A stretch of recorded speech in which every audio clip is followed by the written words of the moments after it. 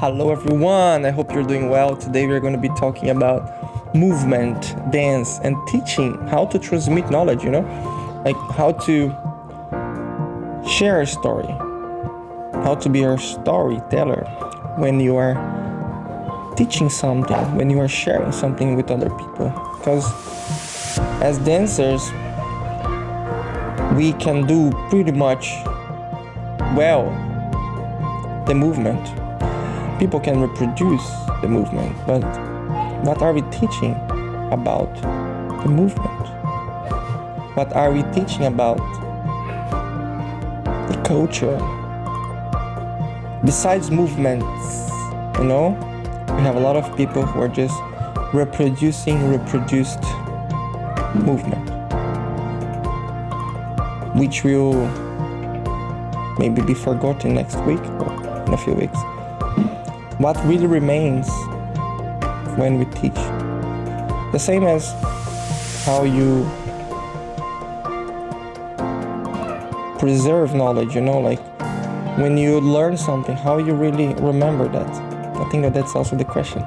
So I'd like to share with you in a series of videos more about my teaching practice, my experiences, what I see when I'm coaching other people. And that's a very nice thing that we can be exploring.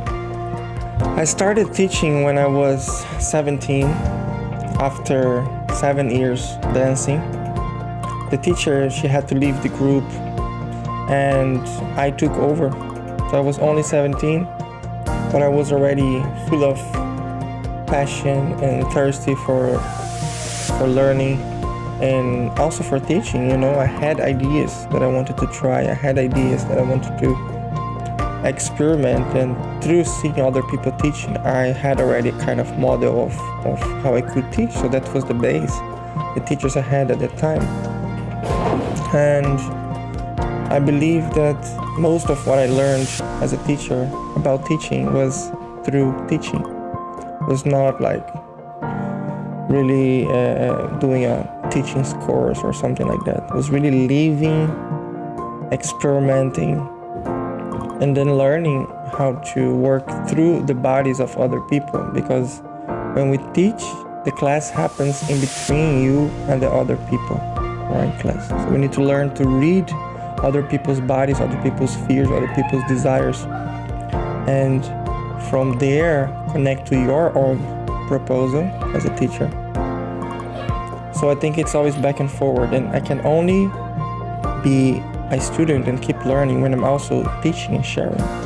This is amazing. So I started dancing back in 2000 Diego, come on, back in 1998, when I was 10. I'm 36 now, so it's a long journey of dancing.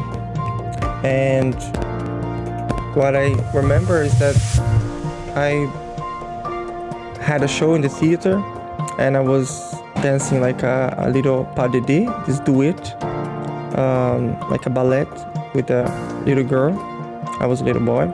And I also danced this street dance, which at that time was just more like really powerful, energetic moves, choreographed, and it was not at all like the foundations that I learned later on about hip-hop dancing, house dancing, locking, popping, this kind of street dance styles, club styles. But I was already passionate by the energy that we were having to put when dancing, and expression. It was a lot of face expression at that time. Nowadays you see this a lot too, which I already consider wrong, to just put faces, and I don't know, I have a different perspective nowadays. Maybe it's fun for kids to play with, but like now it's much more about the feeling and sensation and being honest when you move. And so I started dancing street dance, jazz dance, and then after we had a new teacher coming, and then she started teaching us contemporary dance, Silvana Santos. And that was amazing because she started exploring with us improvisation and started teaching us that everything is dance.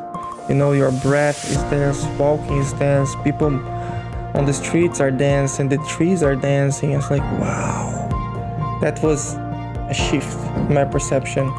And then I was like, okay, I'm not just a street dancer who needs to be cool and do nice moves, but everything is dance. So it became like more poetic for me, the experience of dance.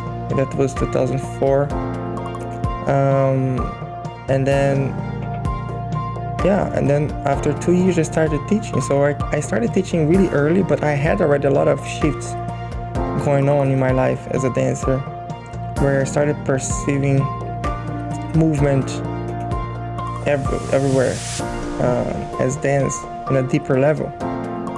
So I must say that I'm very prodigy.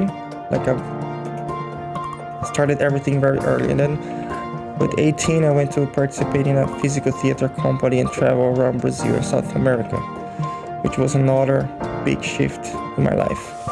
I was dancing at Verve Dance Company, which was later just Verve Company because they were also producing films and producing other things besides dancing. Directed by Fernando Nunes from Rio de Janeiro. He was a visual artist, but he was directing bodies on stage, so he was not coming from dance, but he was amazing with his creativity and his visions, and he could work with bodies. So that was also for me a shift, seeing that you don't need to come from a dance background to be able to work with other bodies dancing. See? It's just about, this is art, you create art. So it was nice to understand that more art fields can merge together.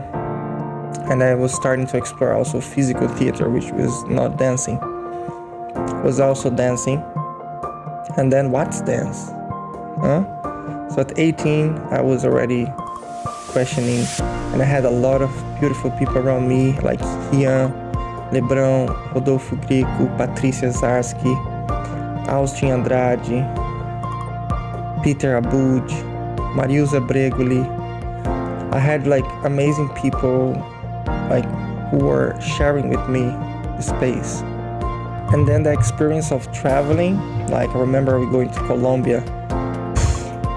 We were like a month in Colombia and just staying in hotels and then performing in nice theaters, meeting a lot of people, and just this exchange, this cultural experience. And then through dance, making money, traveling. For me, it was the first time that I thought, okay, I want to do this for the rest of my life, Until then I was enjoying dancing, but it was more like a hobby, I had already recognized something in me, like a talent or power. I knew I was capable of doing things through dance, but I had never had this click of whoa, okay, that's done. I'm gonna do this for the rest of my life. This is what I want. But so I was 18 when I had this experience in Colombia. Came back to Brazil, totally overwhelmed and more passionate about doing that. So I started creating amateur shows. Also then taking it more to the theater, dance to the theater. So I started creating 2 shows per year with the students of the school I was teaching. So I was performing with the company and at the same time creating these amateur shows, which I also collaborated with Rodolfo Greco, my best friend at the time, and Ian Lebrão as well. So then we were also doing this. And then we were doing these shows in my city where I come from, Brazil.